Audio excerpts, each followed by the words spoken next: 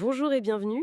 Aujourd'hui, on plonge dans un texte assez marquant de Hassan Nazer, de la future destinée des vibrants. L'objectif, c'est un peu de décrypter sa vision de notre époque. Il parle d'une ère du vacarme et de l'infobésité. Et bon, ces perspectives sont, disons, assez sombres.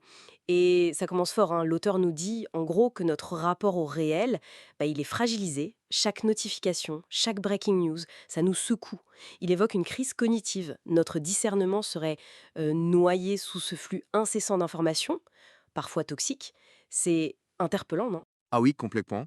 Et ce qui est fascinant, je trouve, c'est comment il relie cette infobésité, comme il dit, à une vraie fragmentation sociale. Pour lui, les réseaux sociaux, certains médias aussi, ils nous enferment un peu dans des tribus numériques, quoi.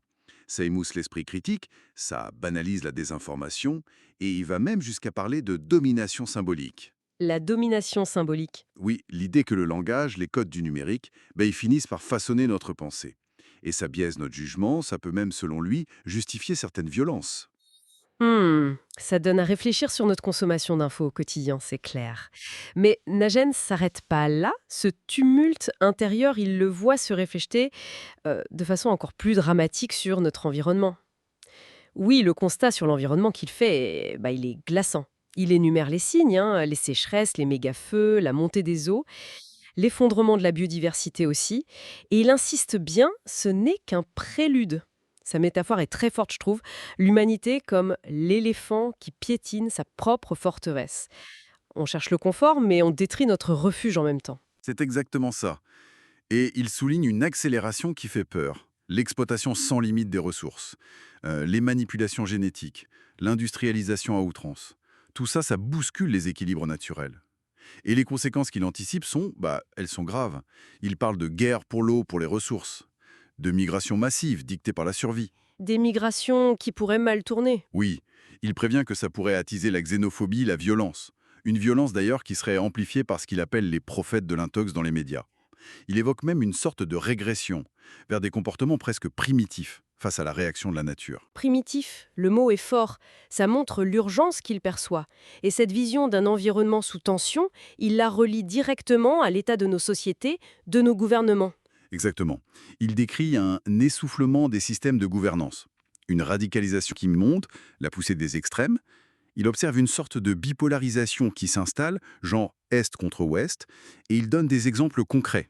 Le conflit en Ukraine, vu comme Europe-OTAN contre Russie, ou la situation dramatique à Gaza au Liban. Son analyse géopolitique, elle est sans concession. Il critique l'impuissance des grandes institutions internationales. Prenons l'ONU, le Conseil de sécurité. Najedj suggère qu'il protège surtout ses membres puissants et qu'il laisse parfois d'autres pays s'autodétruire, parfois même avec des armes fournies par ces mêmes puissances. C'est assez cynique comme vision. Hmm, c'est une critique forte. Donc, si on essaye de synthétiser le tableau que peint Hassan Najeh est celui d'un avenir vraiment sous tension. Une pensée critique en difficulté, noyée dans l'info, une planète qui souffre de plus en plus et des systèmes politiques qui semblent au bord de l'implosion. Il anticipe un monde où l'autre, le différent, devient suspect, où on se replie sur soi, sur sa tribu, avec la violence qui guette. C'est mort. C'est une perspective assez sombre, oui, il faut le dire, mais, et c'est important, face à cette destinée, il ne propose pas de solution toute faite. Par contre, il soulève une question, je pense, essentielle.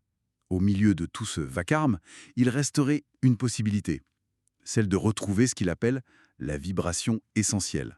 La vibration essentielle? Oui, celle de la conscience, du discernement et surtout du lien humain. Et ça nous mène à son interrogation finale, qu'il nous laisse en quelque sorte. Qui serons-nous lorsque tout aura vibré, tremblé, puis sombré? Ça suggère peut-être qu'il nous reste une forme de liberté individuelle, une manière de choisir comment on veut vibrer jusqu'au bout. Une question ouverte donc, qui invite à la réflexion personnelle au-delà du constat. Exactement. Une façon de dire que même dans le chaos annoncé, nos choix individuels comptent encore. Comment on choisit de vibrer justement?